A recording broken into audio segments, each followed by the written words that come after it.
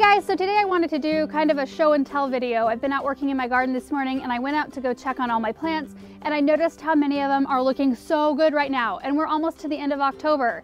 So that's amazing. I just thought I would gather up all the really pretty ones and tell you a little bit more about them. And I know that right now it's a little bit hard, especially in the colder states. If you were to go to your garden center, even the one that I work at, my parents' nursery, we're not carrying all of this stuff right now. We're kind of buttoning things up for the season. But I thought that it's a great time right now to start planning for next season. So if you can see what these things look like right now and kind of think forward for next fall and what you want to be seeing at this time next year, that this might be a good way to do it, just to show you a few of these things. And in the end, I would love to know which one of these is your favorite. So be paying attention and let me know in the comment section below which one you like. Okay, so let's start with the first one. This is a Prairie Winds Blue Paradise. Common name is Little Blue Stem, and this one right here is the whole reason why I wanted to show you these plants, because I've got like 6 or 7 of these clustered together in one section of my driveway, and it's the most stunning sight you will ever see. I'm gonna plant them just like that out in the landscape. They're kind of a silvery blue during the season, and then they change to like this deep purple wine color that's just, it's so pretty. They're a zone 3, so they're really tough, and they grow about 3 feet tall and 2 feet wide, so they're not a huge, massive grass. They won't take up a massive amount of space, and they like sun and are adaptable to a bunch of different soil types. So I just really think that this is a phenomenal grass. Next up is this Dolce Appletini Heuchera, or Coral Bells is the common name. This was featured in one of our videos just recently where I talked about the differences between Heuchera and Heucherella and Tiarella. Anyway, this one is new in garden centers next year, and I love the foliage on this one. That bright chartreuse green, kind of the silvery variegation. The thing about Heuchera is most of the time we grow them for their foliage because their foliage is so beautiful and there's so many different colors, but this one has fire engine red blooms that come up off of the foliage about this high, and they're just so striking. So I'm so excited for these to be available next year. You'll be able to find these in your garden center. The next one is this Hopscotch Heucherella, which I went over this one in the same video I talked about the Heuchera here. And the Heucherella is a blend of a Heuchera and a Tiarella. You get a Heucherella. And so these are grown mostly for their foliage as well. They do get creamy white kind of bottle brush like flowers in late spring, but they're mostly known for their foliage. I mean, the shape of it and the color, it starts off this beautiful coppery orange and then mellows to this darker color. But these ones, both the Heucherella and the Heuchera, are great for shade to part shade areas. So they give you that color and that structure without needing a ton of light to do it. Then there's this Black Cherry Frost Dianthus. This is another one that's new for next season, so you'll be able to find this in your garden centers next year, 2017. These have a semi-double flower that are this beautiful velvety red with kind of a light pink margin around the edge. But the thing I like, well, I love the blooms, but the thing I really like about these are the silvery blue foliage that these have. I just love it.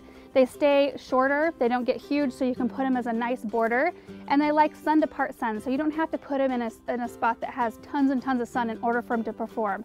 So they start blooming early summer, and they're a continuous bloomer, so they'll come out and just bloom like gangbusters, and then they'll just continuously bloom throughout the season. So I think that this is a great one. And then right next to it, I've got this Paint the Town Magenta Dianthus, which I love that name, but I love the flowers. If you get in close to it, look at the detail on this. It looks like 2 little antennae coming out of the middle. I think that's a stamen. Correct me if I'm wrong in the comment section, but I love these plants because they actually prefer slightly alkaline soil. Hardly anything likes alkaline soil, and that's what we have where I live. So if anything's gonna perform and look like this with our soil, that is just wonderful to me. So you'll be seeing a lot of these in my garden. And then I've got the Veronica White Wands, which I'm a total sucker for any kind of like spike-shaped flowers, anything like delphiniums, foxglove, Veronica. These like sun to part sun, and they grow about 14 to 16 inches tall and about 16 to 20 inches wide. And they're a great cut flower, which I love to make flower arrangements for my house. So I've got a few of these sitting out in the driveway, and I am planning on putting these in so I can have them next year for arrangements. And then right here is an Autumn Frost Hosta. I love hostas. I've got a lot of shade in our new garden, a lot of trees. So to get a hosta that doesn't get huge is wonderful. And then also the variegation. Anything variegated in a shady spot really pops. So I really, really like that about this hosta. And it also produces in the summertime a light lavender flower that attracts hummingbirds. So I think that's another wonderful thing about that. Okay, so moving on, there are a couple evergreens I put in here, which obviously they look good in the fall, but I think that they're worth mentioning because as we are in this season, moving into winter, I start thinking about that in my garden. Like, what do I have out here that I'm gonna actually still be able to look at during the winter months when there's snow on the ground? So I brought over a Sprinter boxwood, which these are an improved variety of the winter gem. They're faster growing, and I just love the glossy green of boxwoods. I'm such a huge fan of them. I plan to have them everywhere in my yard. In fact, we're gonna do another landscape project, a formal, like starting a hedge project this week. We're gonna film it. So I'm really looking forward to that. And then right next to it, there's an Anna's Magic Ball Arborvitae, which we planted in our landscape makeover behind our gazebo. And I love these because they only grow 10 to 15 inches tall and wide, so it's almost about its full-grown size. So how great is that? To find an evergreen that stays like nice and petite, great for containers and great as an accent evergreen. And then this huge grass, which I love. This is a Prairie Winds Cheyenne Sky Panicum. These are a great perennial grass, super tough, like the sun, but look at the fall color. That's why I brought it over here.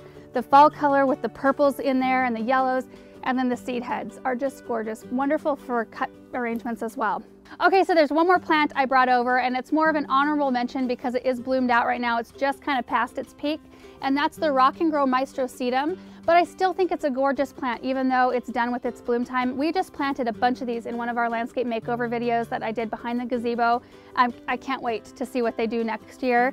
But the reason why I wanted to bring this one over is because I wanted to tell you to leave the flower stalks up. If you have this type of plant in your garden, I never clean them up until spring because the flower stalks stay nice and sturdy and they stay upright and they look gorgeous with frost and snow on top of them. In fact, I have a picture. I mean, look at that. That is so pretty with frost on top. So that's it, you guys. I hope you enjoyed seeing all of these beautiful plants and how wonderful they're looking, even though we're almost to the end of October. I would love to know which one is your favorite and what your plan is for next year, and if you plan to plant any of these in your garden. So leave a comment in the comment section below. We'll see you in the next video. Bye.